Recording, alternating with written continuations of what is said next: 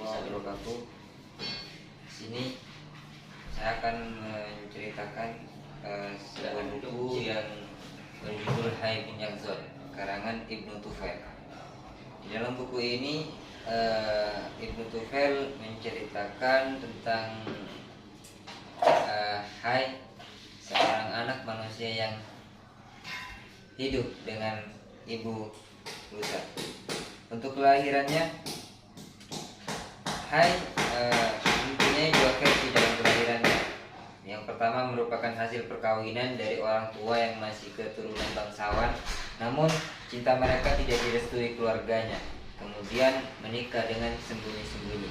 Yang versi kedua, Hai lahir bukan dari rahim manusia, melainkan hasil pertumbuhan alam yang berasal dari segumpal tanah yang meragi di perut bumi di Pulau Wak-Wak.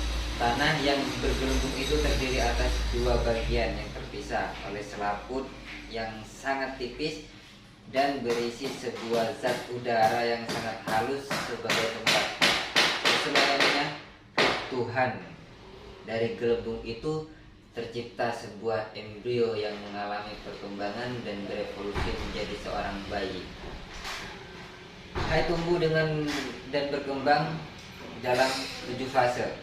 Fase yang pertama, kala Hai disusui dan diasuh oleh rusa selama 7 tahun, dan dalam fase ini Hai belajar menirukan suara-suara binatang serta belajar menutup aurat.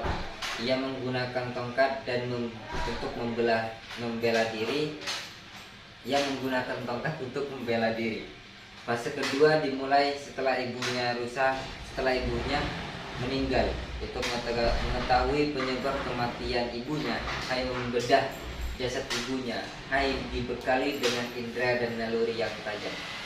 Fase yang ketiga, Hai menemukan api. Dia juga mengetahui tata cara untuk mendapatkannya dan manfaatkan api tersebut. Pada akhirnya sampai pada kesimpulan akan adanya ruh hewani dalam setiap tubuh.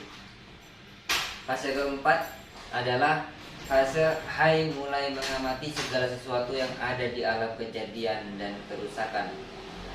Dia mengetahui adanya satuan dan bilangan di dalam jasad dan ruh, serta meyakini segala sesuatu memiliki esensi yang sama. Fase yang ini berakhir pada saat dia berumur 28 tahun.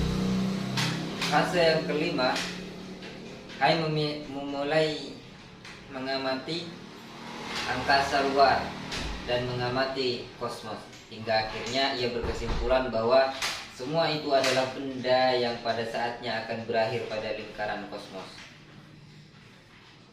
Fase yang ketujuh dimulai sejak Hai meyakini bahwa kebahagiaan terletak pada kemampuannya menyaksikan Sang Halik secara terus-menerus menyelam dalam esensi ketuhanan. Karena terinspirasi oleh benda-benda langit yang bercahaya, maka memutuskan untuk membersihkan diri dan tenggelam dan berpikir tentang Sang Halik. Namun ketika itu, dalam fase itu, ia bertemu dengan Asal yang akan melakukan uzlah di pulau itu.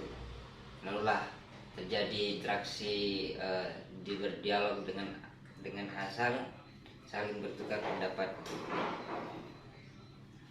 Sekian.